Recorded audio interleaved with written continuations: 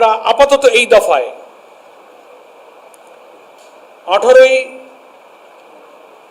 April থেকে আগামী 2রা মে পর্যন্ত আমরা এই পরবর্তী দফার কর্মসূচি এক এক করে বলছি। 18ই এপ্রিল থেকে 2রা মে পর্যন্ত যে কর্মসূচি আমরা আজকে শীর্ষ নেতৃবৃন্দের সিদ্ধান্তে পেয়েছি সেটাই আমরা বলছি। প্রথম,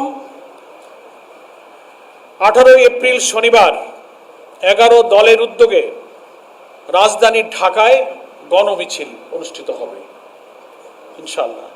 2 নম্বর, দ্বিতীয় কর্মসূচি 25শে এপ্রিল সকল বিভাগীয় শহরে, সেদিনও শনিবার, 25শে এপ্রিল শনিবার সকল বিভাগীয় শহরে গণমিছিল, ঢাকা ব্যতীত। ঢাকায় যেহেতু আমাদের 18 তারিখে হয়ে যাচ্ছে, ঢাকার বাইরের সকল বিভাগীয় শহরে 25শে এপ্রিল শনিবার গণমিছিল হবে 11 দলের উদ্যোগে।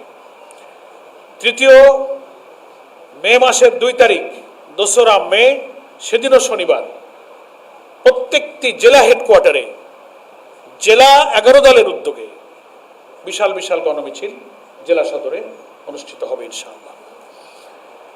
এবং 18 থেকে 2রা মে পর্যন্ত এই যে মাঝখানের দিনগুলোতে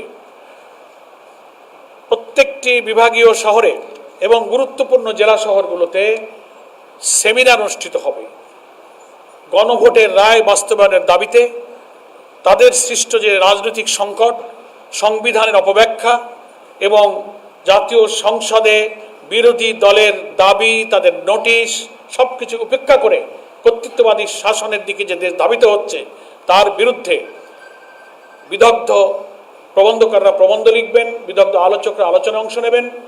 প্রত্যেকটি বিভাগীয় শহর এবং গুরুত্বপূর্ণ জেলা সদরে 18 থেকে আগামী 2রা মে পর্যন্ত, 18 এপ্রিল থেকে লিফলেট বিতরণ এবং সেমিনারের আয়োজন চলবে জেলায় জেলায় এবং বিভাগে বিভাগে।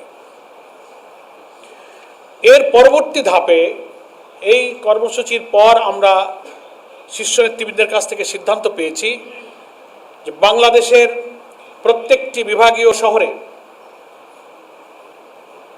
11 দলের উদ্যোগে সেই বিভাগের অধীন সমস্ত জেলার 11 দলের যৌথ সহযোগিতা এবং ব্যবস্থাপনায় বিশাল বিশাল সমাবেশ অনুষ্ঠিত হবে বিভাগীয় সদরগুলোতে এই 2রা মের পর থেকে।